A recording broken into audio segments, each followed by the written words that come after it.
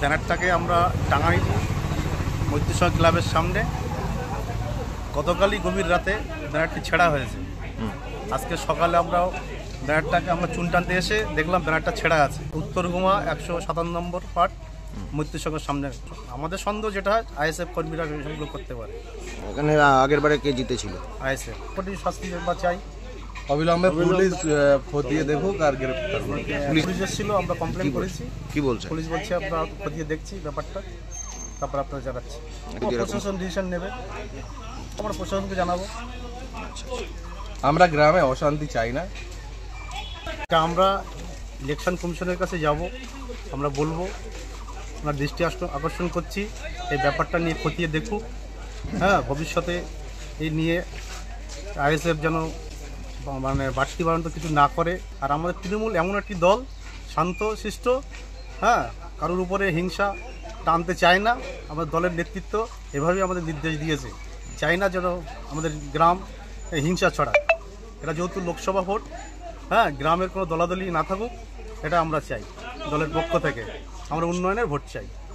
যেহেতু এখানে আইএসএফ একটা দল জিতে আছে, চক্রান্ত, পুরো চক্রান্ত, এগুলো পুরো চক্রান্ত করা হচ্ছে। কিন্তু আমাদের নেতৃত্বের উপরে ভরসা রেখে কিন্তু আমরা এসব করছি। আমরা চাইলে অনেক কিছু হতো, কিন্তু আমরা চাইনি। কিন্তু প্রশাসন দ্বারস্থ হয়েছি এবং আমরা কমিশনের দ্বারস্থ হব। এটা নিয়ে ওরা খতিয়ে দেখো দিচ্ছে, আমরা ফোনও করেছি, ওরা বলছে আমরা জিনিসটা খতিয়ে দেখছি। কাল 25/4/2024 বৃহস্পতিবার আমরা সকাল 9টার সময় এখানে একটা লোকসভার কাকলি ঘোষ দস্তিদারের ব্যানার লাগায়। রাত্রে 11টা পর্যন্ত সবই ঠিক ছিল। 11টার পরে এখানে 157 নম্বর বুথ আইএসএফের পঞ্চায়েত 2023-এ জিতেছিল। সেই হিংসাত্মকমূলক প্রচারণায় এবং হিংসা করে এই ব্যানারটা, আমার আন্দাজ কিংবা অনুমান, তারাই এই কাজটা করেছে। তো আমরা হিংসার রাজনীতি চাই না, আমরা সুষ্ঠু রাজনীতি চাই। দেখুন, বিষয়টা হচ্ছে যে আইএসএফ এবং বিজেপি এই চক্রান্তর মধ্যে এটা জোট। এরা অপর শুভেন্দু অধিকারী যদি সকালে যে কথা বলে, আইএসএফের নওশাদ সিদ্দিকী সন্ধ্যাবেলা সেই কথা বলে। এরা চাইছে যে একটা শান্ত পরিবেশ অশান্ত করতে।